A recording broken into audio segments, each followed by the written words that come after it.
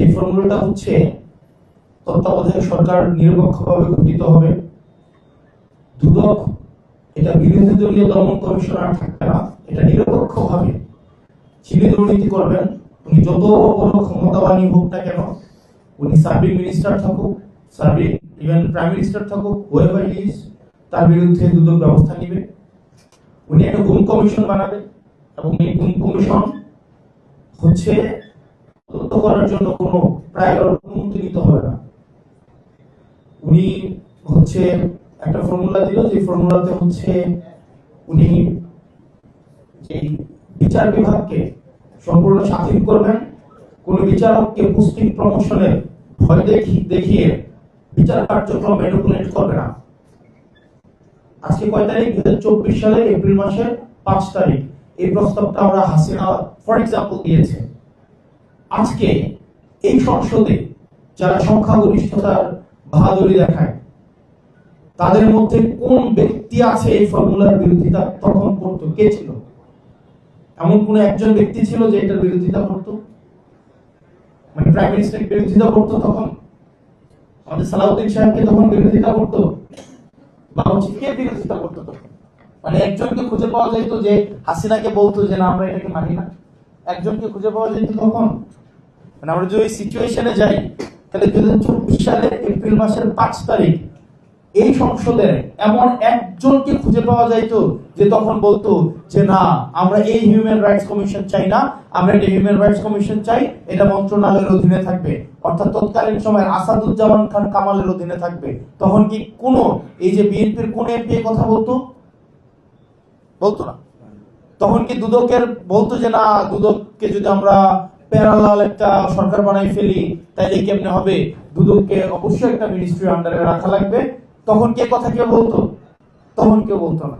তার মানে সিজন এবং হচ্ছে কি চেয়ার পরিবর্তনের সাথে সাথে আমাদের হচ্ছে মেন্টাল হচ্ছে আমাদের মেন্টালিটি চেঞ্জ হয়ে গেছে আমাদের গভর্নমেন্টের। 2024 সালে এপ্রিল মাসে যে জিনিসটা জাতির জন্য প্রয়োগযোগ্য বাস্তবায়নযোগ্য সেটা 2026 সালে সংখ্যাগরিষ্ঠতার একটা ব্যাকআপ থাকার কারণে সেটা এখন জাতির জন্য কিন্তু অথবা নতুবার হচ্ছে বেড়াজালে এখন বন্দী হয়ে গিয়েছে। এই যে একটা গণবিদ্বেষী গণবিরোধী যে একটা অবস্থান নেওয়া,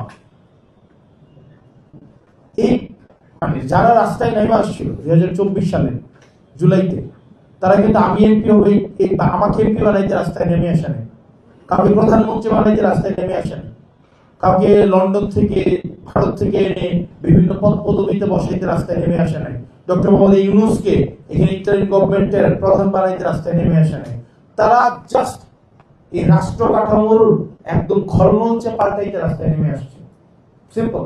কিন্তু আজকে নির্বাচনের পরে আমরা এইটা পুরো সিস্টেমের বিরুদ্ধে একটা অবস্থান দিলাম। এক্স্যাক্টলি আপনি তখনকার সময়ে আমরা সবাই যেটা চাইছি, বিএনপিও যেটা চাইছে যে হাসিনা এটা করুক, আজকে এটাই আমরা করছি না। আমরা একটা হিউম্যান রাইটস কমিশন বানাইতেছি এখন, এটা হচ্ছে মন্ত্রণালয়ের অধীনে থাকবে। অর্থাৎ আমাদের গ্রামের ভাষায় একটা কথা বলে, আমরা বিড়ালকে দিচ্ছি মাছের নিরাপত্তার দায়িত্ব, মানে শুটকির পাহারা দিচ্ছি বিড়ালকে। আপনি আপনি এখানে দেখেন ট্যাক্সটা কোথায়? আপনি হিউম্যান রাইটস কমিশনে আপনি এটা আইন মন্ত্রণালয়ের অধীনে রাখবেন। আমাদের জুলাই ফাইটার্সদের একটা ইন্ডেমনিটি দেওয়া হয়েছে না, একটা তো একটা বিল আছে, ইন্ডেমনিটি দেওয়া হয়েছে। মানে দেখেন বলা হয়েছে তাদেরকে ইন্ডেমনিটি দেওয়া হবে, কিন্তু এখানে যদি এই হিউম্যান রাইটস কমিশনের এই অধ্যাদেশটা যদি ল্যাপস করে, প্রবলেমটা কোথায় হবে?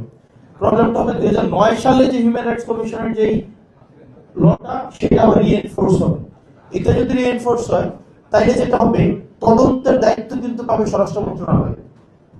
তাইলে পুলিশ হত্যার যে বয়ানটা কিছুদিন পর পর মাঠে নিয়ে আসে, তখন দেখা যাবে কি এটার দায়িত্ব কে পাবে? পুলিশ পাবে। এখন পুলিশ হত্যার হচ্ছে তদন্ত করার দায়িত্বটা পাবে।